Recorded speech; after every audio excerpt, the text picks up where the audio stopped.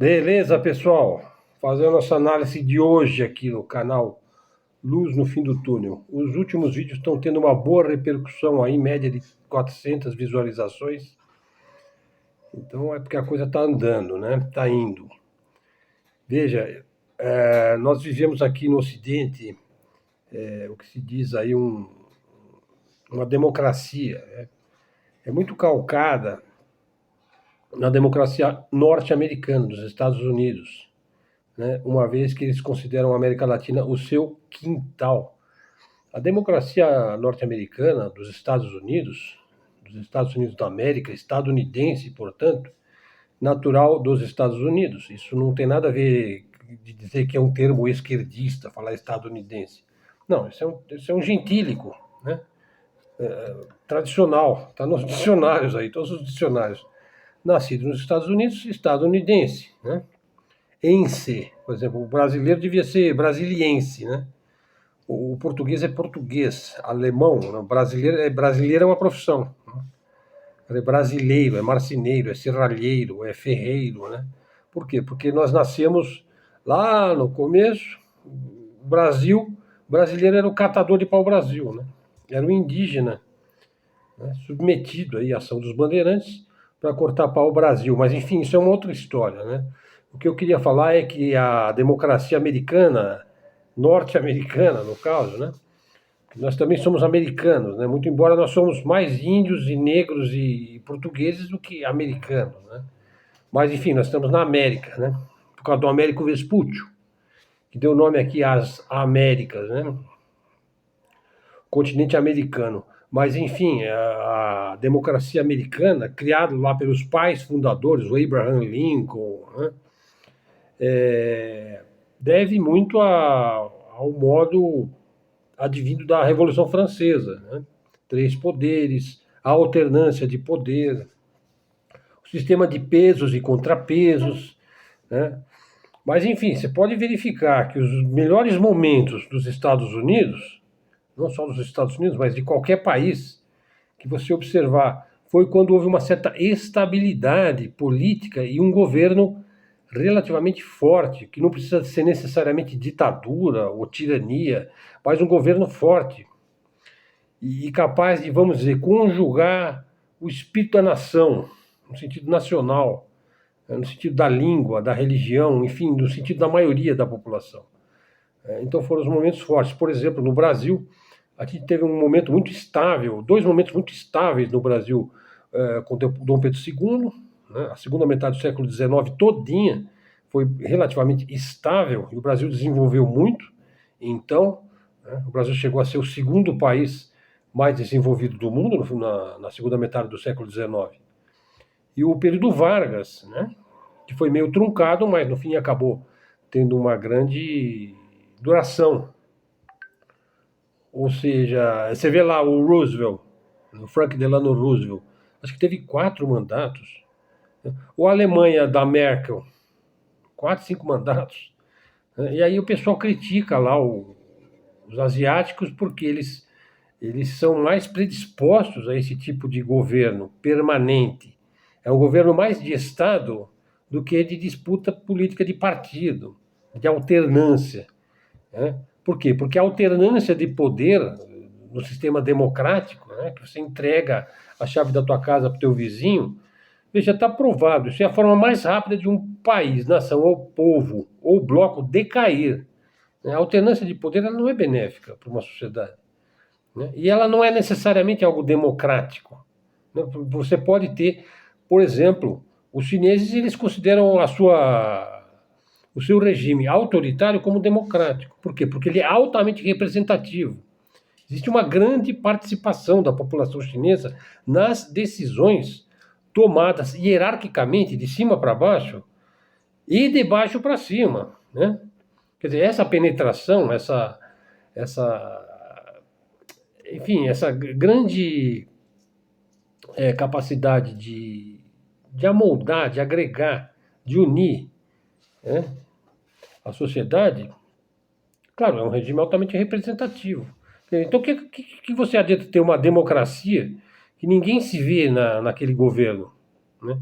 E ele vai desfazer tudo que o governo anterior fez.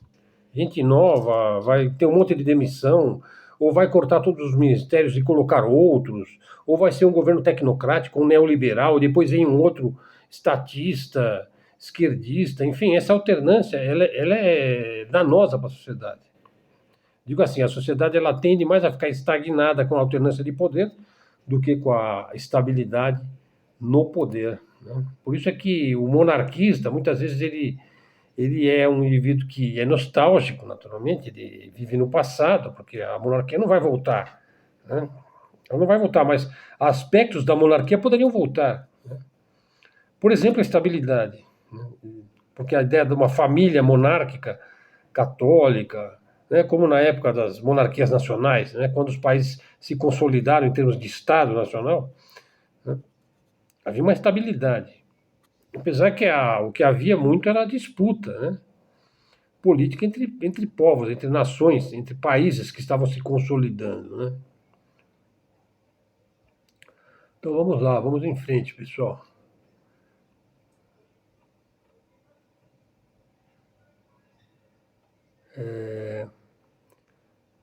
É que saiu uma matéria aqui. O Brasil acaba de entrar para o seleto grupo de países que fabricam drones militares de grande porte. Veja, drone já está consolidado com um sistema de segurança, de vigilância, de observação, de foto aérea, de monitoração, né, de você estar monitorar vários lugares ao mesmo tempo. Quer dizer, o drone ele acaba sendo um mini satélite. Né? Ele faz o papel de um mini satélite. Né? Quer dizer, ele não tem aquela abrangência de visualização que um satélite tem. Ele tem uma abrangência pequena, miúda, específica. Né? Enquanto que o satélite ele tem uma abrangência mais geral. Né? Enfim, as diferenças são evidentes, mas um satélite é uma coisa que também fica andando, né? Que fica na órbita da Terra, ou aí, sei lá, 300, 400 quilômetros aí de altitude, né? Monitorando. Né? Então o Brasil tem que entrar para esse seleto grupo de países que tem satélites próprios, que tem sistema de GPS próprio, que fabrica drones militares, né? Inclusive de grande porte. Daí a empresa Stella Tecnologia, que é do Rio de Janeiro, lançou o Atobá, o maior drone militar já produzido no Brasil. Então é praticamente uma aeronave, né? Se bem que não seria o caso de dizer que é uma aeronave, porque a aeronave já pressupõe que tem gente lá dentro. Não, aí é não tripulada, né? Pode voar por horas. Né? Imagine se ela pudesse ser carregada por energia solar, né? Bom, eu não sei que tipo qual que é o sistema de energético disso daí, né? Mas geralmente é, é com bateria, né? Geralmente é com bateria. Pode voar por horas e realizar missões de vigilância e defesa, colocando o Brasil num novo nível tecnológico. Portanto, o Brasil tem que estar pronto para competir aí com tecnologia própria, né? Fazer engenharia reversa, né? Ter acesso aí ao que existe de melhor e fazer o nosso, né? Porque é o nosso jeito de fazer, né? Então, é o mais importante, né? Fazer o nosso, do nosso jeito, né? Para competir no cenário global de segurança e inovação. Então, está aí o Brasil dando os passos certos, né? Porque tem muita coisa boa no Brasil, né? Também em termos de tecnologia. Já teve mais, né? Em termos de pesquisa, desenvolvimento, inovação, né? E essas coisas precisam do aporte estatal, né? Precisam. O governo tem que subvencionar, tem que patrocinar e tem que o governo patrocinar, sim. Mesmo quando é privado, totalmente privado, mas conta com um empréstimo, enfim, com a BNDES, com o investimento do próprio Estado, né? A defesa ela não deve ser pensada como uma para lucro, como os Estados Unidos. Nós não temos que seguir o modelo americano, nós temos que seguir o modelo russo, que é fazer coisas funcionais, né? Fazer coisas simples, baratas e extremamente eficazes, né? E outro ponto aqui, né? Veja, falar um pouquinho aqui da guerra lá da OTAN contra a Rússia.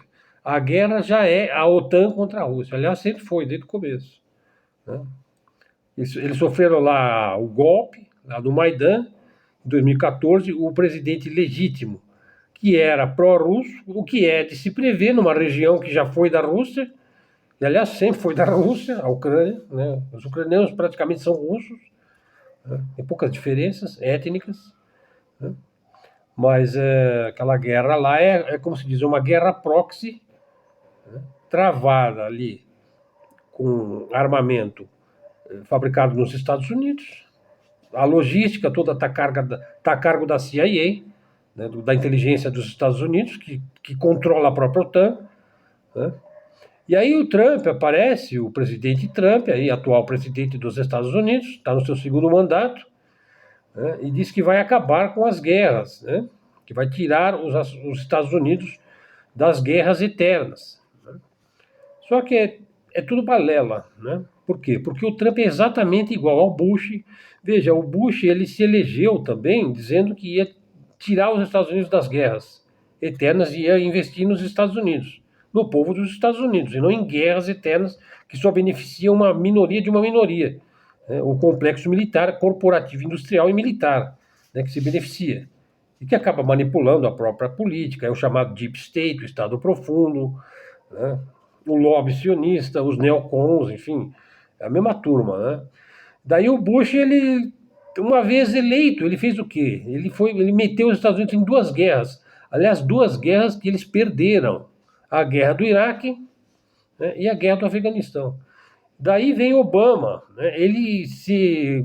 O Obama também iria tirar os Estados Unidos das guerras, mas ele não só manteve as guerras do Bush, né, como ainda promoveu outras. E daí vem o Biden, que mantém todas as outras, né, e transforma a guerra da Ucrânia e a guerra de Israel contra os povos, né, na sua própria guerra. Né? Mas assim, o Trump, ele é tão maquiavélico quanto esses daí. Na verdade, não é que ele é maquiavélico, ele é um fantoche da indústria corporativa, militar e financeira que rege os Estados Unidos. Sabe, os Estados Unidos é um país tomado, sabe? Aquilo lá é uma democracia, é uma plutocracia tomada por uma elite corporativa, o patriciado ali, né? Que agora também está brigando, porque você tem um patriciado globalista, ultra rico, né? Que está ligado aí a Big Data, a Big Pharma, a Big Arma, as Big Finanças, e você tem os industrialistas aí propriamente ditos norte-americanos, né? E que se ressentiram, né? É uma turma que tem um pouquinho menos de poder, mas eles se veem mais como nacionalistas, estão mais ligados ao Partido Republicano, né? É a turma do Trump. Né? Bom, mas enfim, é bem complicado isso daí.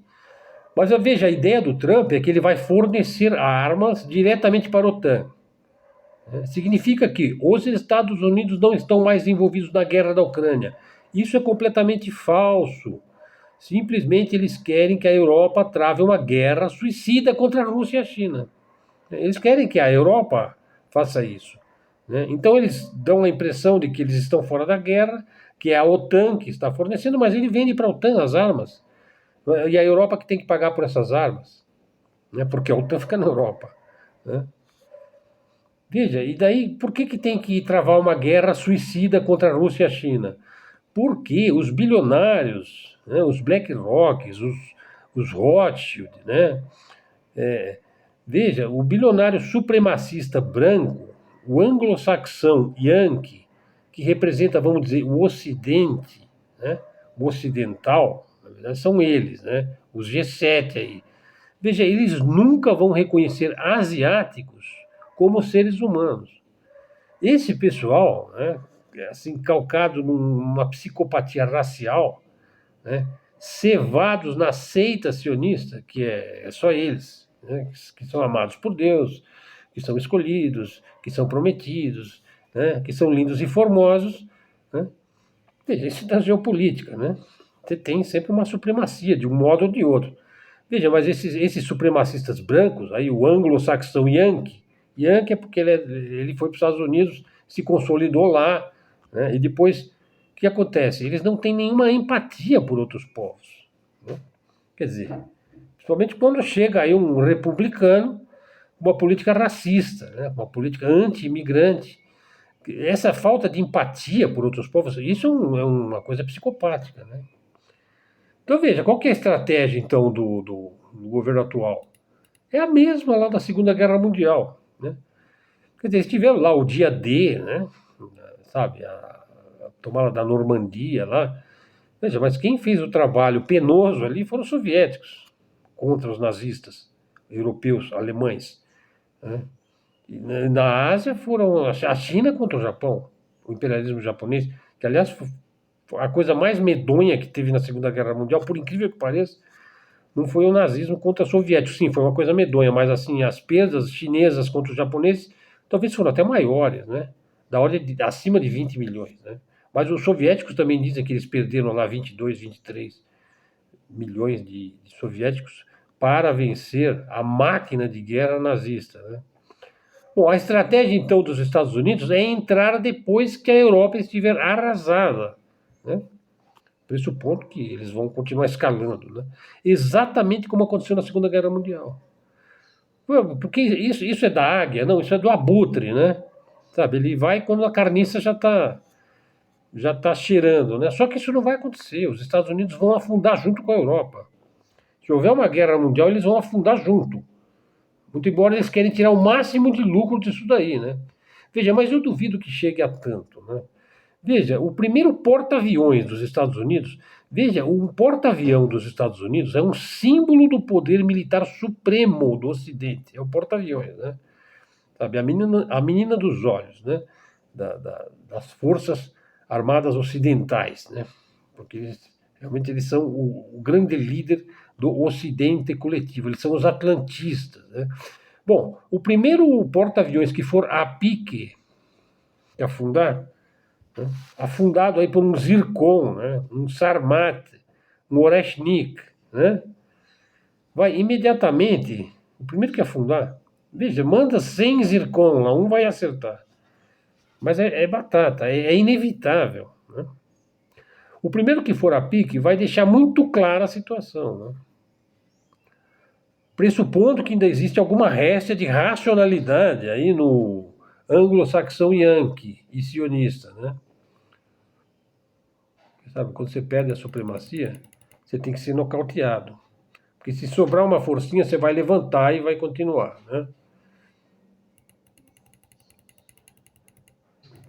Veja aí uma coisa de tecnologia, ó. Cientistas chineses criaram uma cola óssea.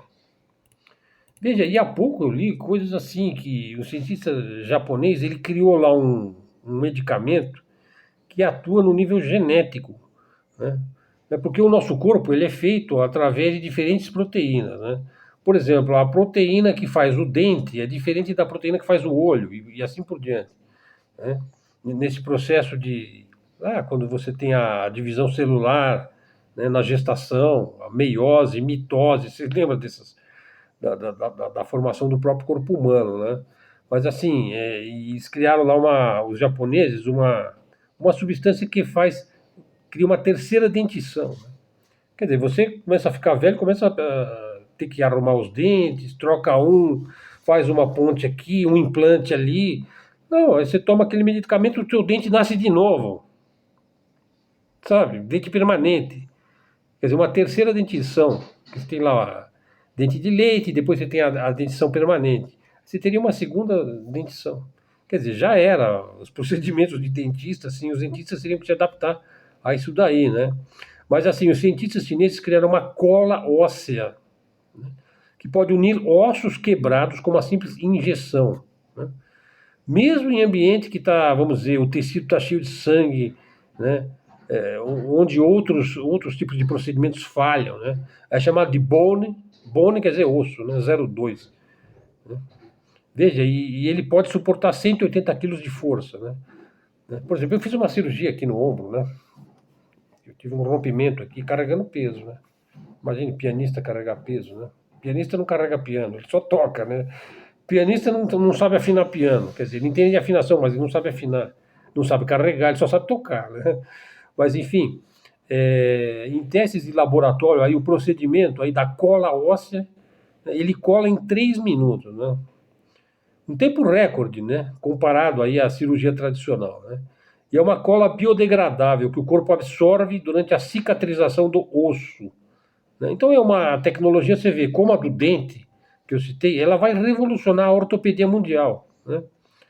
Substituindo aí cirurgias complexas por uma simples seringa injetando lá uma cola no osso, né?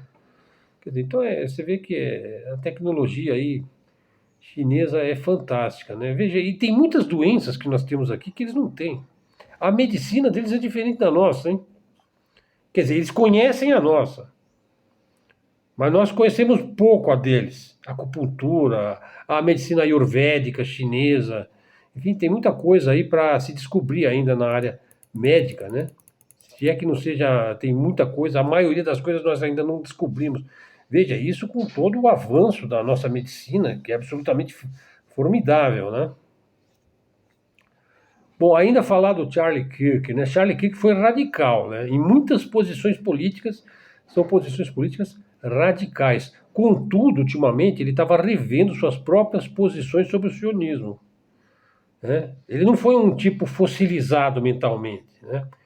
Encerrado numa defesa incondicional de posições definitivas, né? Por quê? Porque nada é definitivo na ciência, né?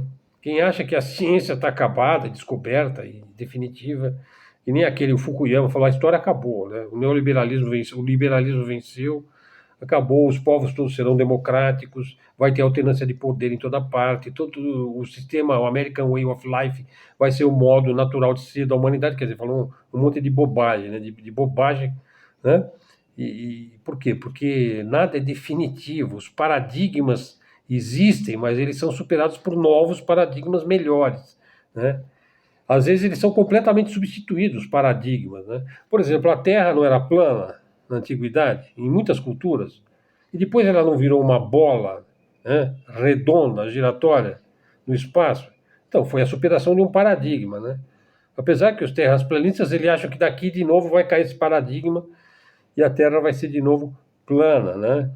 Mas enquanto o paradigma da Terra, bola d'água giratória, com movimento de rotação, translação, de precessão, vigorar, né? Nós vamos viver nesse universo em expansão, né? Esse universo regido aí pelo tempo e pelo espaço curvo do Einstein, né? E o ano-luz, que é uma coisa assim que eu, particularmente, eu acho que esse paradigma um dia vai cair, esse negócio do ano-luz, né? Mas, enfim, uma outra coisa que eu acho que vai cair, eu não sei se eu já falei aqui no canal, é essa coisa de você fazer a medição de tempo pelo decaimento radioativo, que eu acho extremamente irregular, essa maneira de datar fósseis, pedras, enfim, as coisas lá de milhões de anos, né? Mas, enfim, aí é um assunto que saiu de uma revista científica, acho que na Nature, né, que esses sistemas de medição, né, que mede o decaimento radioativo de uma substância qualquer para o tanto que decaiu a radioatividade ali presente, né, do carbono ali presente, não sei exatamente o processo, né, mas assim, ele a cada número de anos ele decai a metade, né, há uma degradação ali do carbono, 14, né? Chama medição por decaimento radioativo, né? Por enquanto está valendo, né? Daqui a pouco eles vão encontrar uma maneira mais eficaz de medir alguma coisa, né? E aí não fica aquela briga, o ser humano surgiu há 400 mil anos. Ah, não, mas o Jardim do Éden foi há 3 mil anos, né? Quer dizer, fica aí uma disputa entre uma coisa da religião, e tem muita coisa fossilizada na religião, né? Tem muita coisa que virou fóssil, né? Onde se defende incondicionalmente posições definitivas que estão fadadas a serem superadas, né, pela própria ciência, como também tem coisa fossilizada na ciência, né? Mas a ciência ela tem uma abertura maior, né? Peraí que apagar isso acendeu aqui. A ciência ela, por quê? Porque a ciência ela trabalha através da superação de seus próprios modelos, que são os paradigmas, né? Então, um cientista é uma pessoa cética, é uma pessoa que não tem uma afirmação definitiva sobre coisa nenhuma. A mente dele tem que estar aberta, né? Mas ele tem que ir em busca do modelo, né? Agora você pega aí, então, o Charlie Kirk então foi um radical, mas ele podia rever suas posições, né? Como estava revendo. Quer dizer, ele se deu conta de que o Estado sionista israelense é o Estado mais genocida e criminoso do mundo, porque é isso que Israel é um Estado criminoso. É um Estado em permanente estado de crime de guerra, de genocídio, de limpeza étnica. Isso aí não presta e nunca vai prestar, né? Um outro exemplo, o Ben Shapiro, né, que é um fanático. Para o meu modo de ver, ele é um fanático. Ele defende o genocídio em Gaza, veja só. Ele defende. Veja, aqui nós temos o fóssil mental. Né? O fóssil mental. Quer dizer, a argumentação sionista lá do Ben Shapiro é a ideia do pré-crime. Vocês já assistiram esse filme com o Tom Cruise? Não lembro o nome desse filme, mas é o pré-crime. Assim. Você prende o cara porque ele vai cometer um crime daqui a 4 meses. Né? Quer dizer, você tem que ler a mente do indivíduo com inteligência artificial e deduzir que ele é potencialmente um criminoso. Né? Você tem que prender ele. Né? Por exemplo, poderia prender lá o cara que atirou e matou, né? O Charlie Kirk, né? Um dia antes. Por quê? Porque amanhã ele vai cometer um crime. Então você prende. É o pré-crime, né? Então, na visão do Ben Shapiro, o bebê palestino ele vai ser um membro do Hamas quando ele crescer, né? Quer dizer, então os caras justificam sua matança com esse tipo de argumentação porca, né? Porque isso não é ciência, né? Isso aí é política de genocídio, né? Veja, eu coloquei lá no vídeo passado, eu falei que houve bastante controvérsia aí também na rede. Veja, eu disse o seguinte, que o sistema capitalista, do ponto de vista de quem vive de salário mínimo, por exemplo, 30% dos brasileiros vivem de salário mínimo. Não é só o trabalhador, o assalariado na fábrica, na indústria, na empresa. Não, não é só isso. É o pensionista, é o aposentado, vários segmentos, né? Mas veja, nos Estados Unidos, veja, nos Estados Unidos tem 50 milhões de pessoas passando necessidade, nos Estados Unidos, né? E que não são assalariados, não, são pessoas que estão mesmo à margem do sistema capitalista. Eles nem assalariados eles são, né? Eles vivem de sei lá do que, né? Da mão para a boca, né? E da boca para a mão, né? Então, assim, esse sistema capitalista, do ponto de vista de quem vive de salário mínimo, né, é igual à escravidão. É uma escravidão camuflada. Né? Veja, a escravidão na antiguidade é o capitalismo da modernidade. Vai ter muita gente que vai defender o capitalismo. Não, mas o capitalismo, né? O capitalismo isso, o capitalismo aquilo. Veja, mas do ponto de vista de quem vive de salário mínimo, é isso daí, né? Por quê? Porque o assalariado, ele trabalha literalmente para subsistir. Né? Tudo que ele consegue é comer. Mas se o cara vai poder ter um celular melhor, veja, o seu ganho é todo destinado a comprar comida. Para ele e para a família dele. Não sobra para mais nada, né? E todo mundo tem que trabalhar dentro da casa, né? Claro, se você tiver 4 salários mínimos, 4 pessoas trabalhando, né, já vai melhorar, né? Para pagar condução, para comprar roupa, para pagar escola, estudo, comprar livro, pagar energia elétrica, talvez um carrinho velho, né? Bom, é um sistema de subsistência orgânico, fisiológico, fechado, austero, né? É só você lembrar aí da teoria da austeridade, né? Então,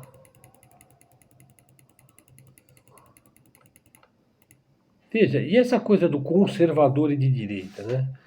Veja, uma hora a ficha vai cair e o deslumbrado vai perceber que ser conservador e de direita não o faz absolutamente melhor do que ninguém.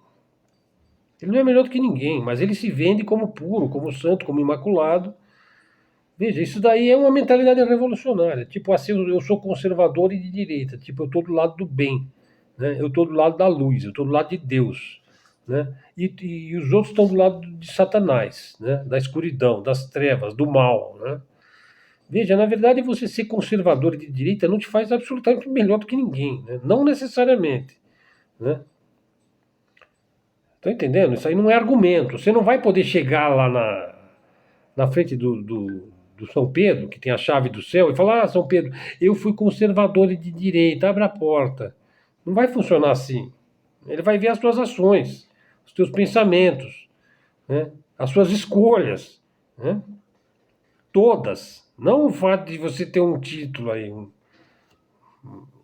um jargão aí, um lado na política.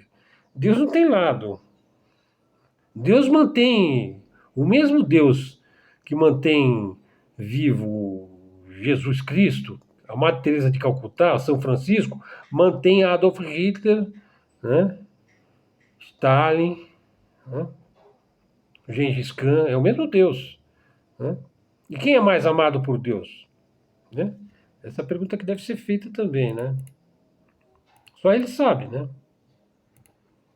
Bom, agora para esse aqui vai ser o ponto forte aqui do vídeo de hoje. Eu vou falar sobre golpe de Estado, né? Teve golpe de Estado aqui no Brasil? Eu vou responder aqui agora, se teve ou não teve, né? Veja, aqui no Brasil, o quebra-quebra, o 8 de janeiro, né, de 2023, né, foi o começo de um golpe não consumado, né? Veja, por que ele não se consumou?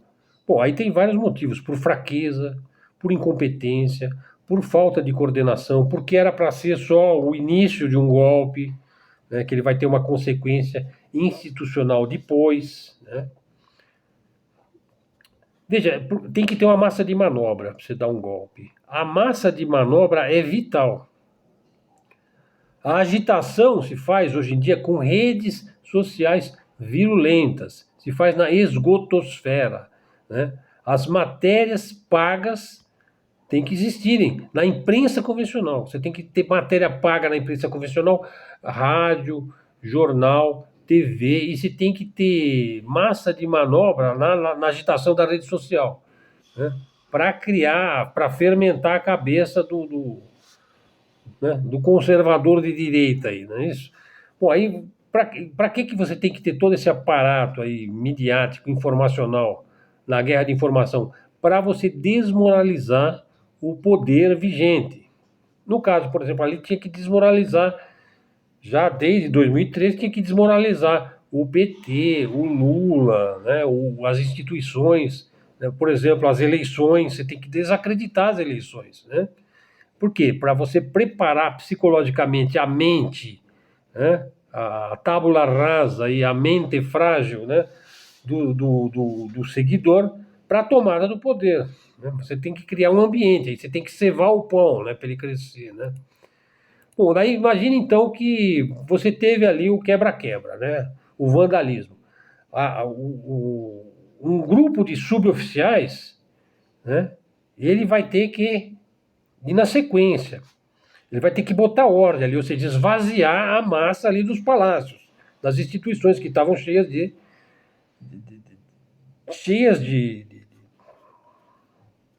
pessoas que tinham a sua mente lavada, né? Que não estava ali simplesmente para ver, mas estava ali para quebrar, né?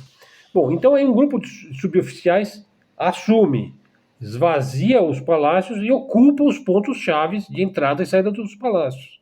No 8 de janeiro deveria haver uma GLO, Garantia da Lei e da Ordem. Não houve decretação de GLO, né? Que aí seria a deixa para a parte golpista das Forças Armadas assumirem, né? Veja, é preciso um sangue frio, veja bem esse ponto, é preciso um sangue frio a toda prova para você executar Lula, Alckmin e Moraes, como foi dito aí no julgamento aí, né? Veja, imagine a repercussão internacional aí disso, né? Os caras morrem, claro, vão querer abafar, vai ficar aquele disque-disque, né? Imagine a comoção interna, avassaladora, né?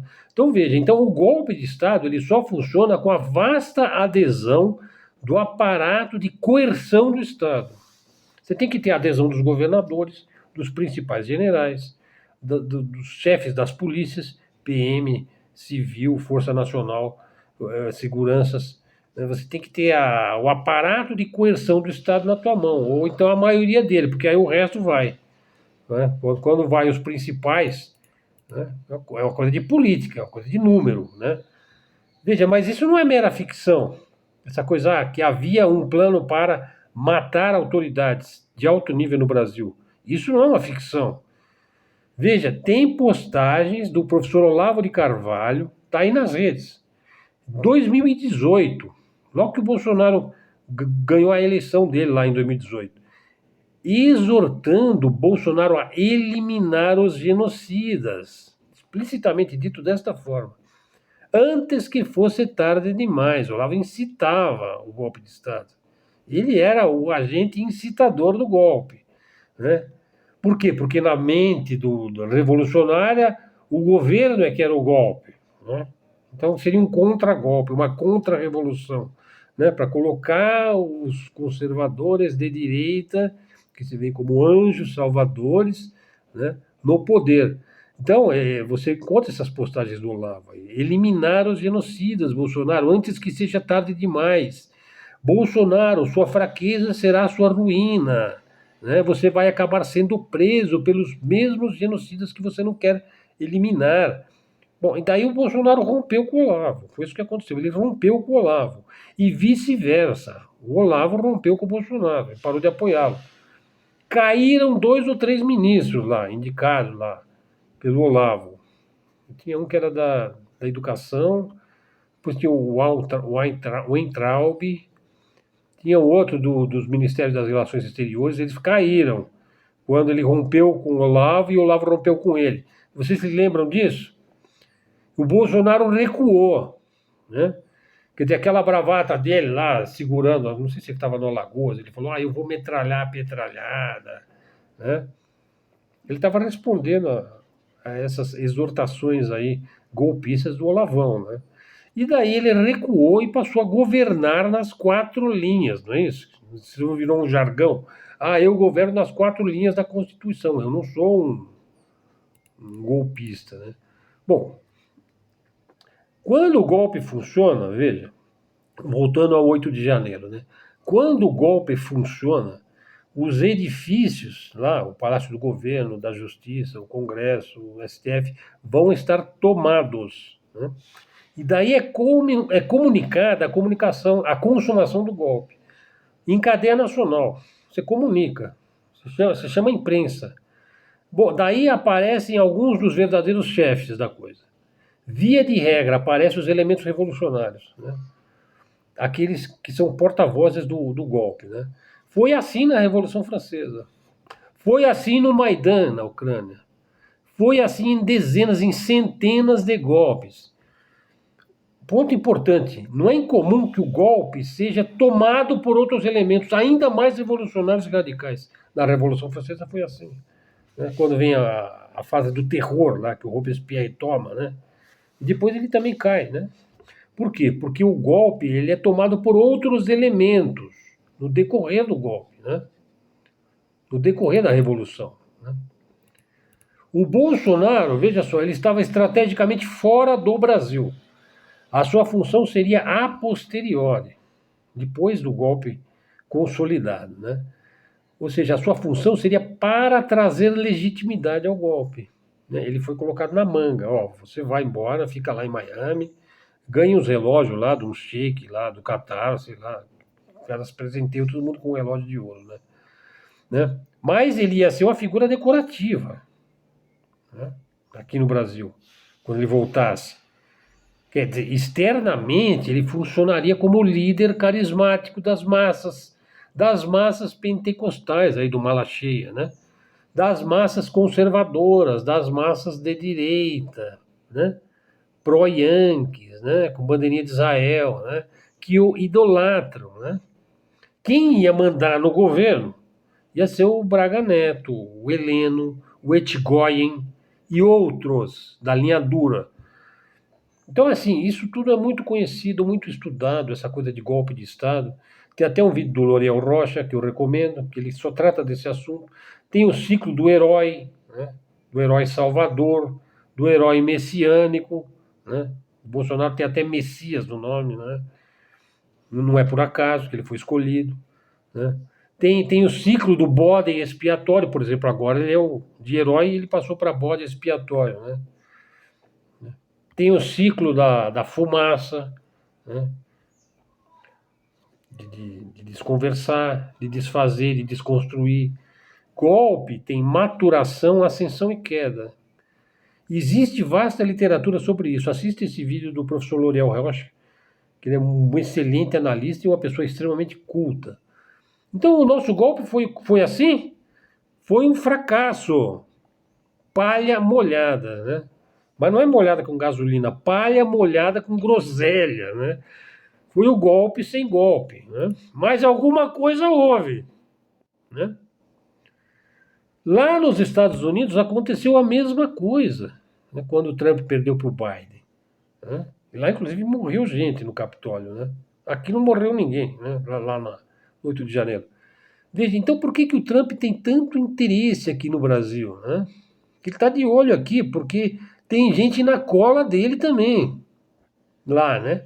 Então tente imaginar o porquê do Trump estar tão interessado, né, em prejudicar o Brasil, né? Tem dente de coelho, aí tem gato na tuba, né, pessoal? Bom, é isso.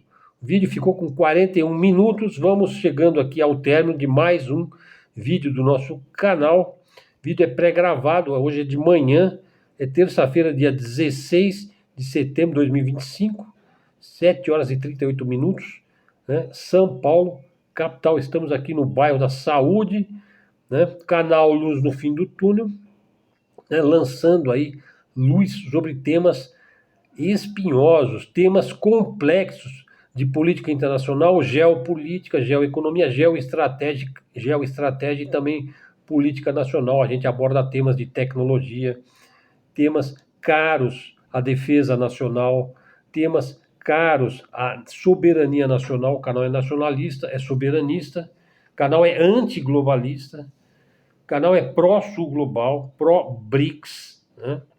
O canal é de fazer boa vizinhança com todo mundo. O Brasil é o país pacífico do mundo, ele deve permanecer assim, mas ele tem que se preocupar cada vez mais com sua defesa, com seu desenvolvimento, com sua reindustrialização, com tecnologia, com pesquisa, com desenvolvimento, com educação, né? Em formar quadros, em superar essa dicotomia aí, direita contra esquerda, né? Em buscar uma união nacional, sim, em buscar o diálogo, em buscar, enfim, o Brasil tem que ir ao encontro do seu destino, da sua missão. Tem que descer do berço esplêndido e começar a viver a sua vocação, né? Aquilo que pode dar certo. Então, pessoal, vamos em frente, dá o nosso apoio aí, tá? O sininho, faz um comentário. Aliás, tinha até um comentário aqui que me chamou muito a atenção, do Pedro Muela, mas no próximo vídeo eu vou ler, né? Que ele falou sobre a questão da Covid, porque isso também trouxe muita repercussão, né? O Pedro Muela, aí, um dos nossos seguidores mais fiéis aí, né? Tá de parabéns aí. E, bom, ele citou ali a pesquisa liderada pelo Dr. Fauci, né? De ganho de função, né? Que aí no caso da Covid, que eu falei da Covid no vídeo passado, né? Lá do vírus, lá, SARS, lá de morcegos, né? Aí teve muito investimento aí em ações de laboratório, né?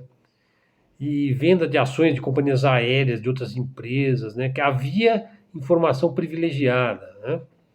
E aí a China que foi culpada, né? Ou seja, foi um golpe baixo contra a China que não deu certo, né? Na China teve muito poucas mortes, né? Eles souberam lidar com grande eficácia contra o vírus, né? Mas muitas nações não seguiram aí as recomendações, né?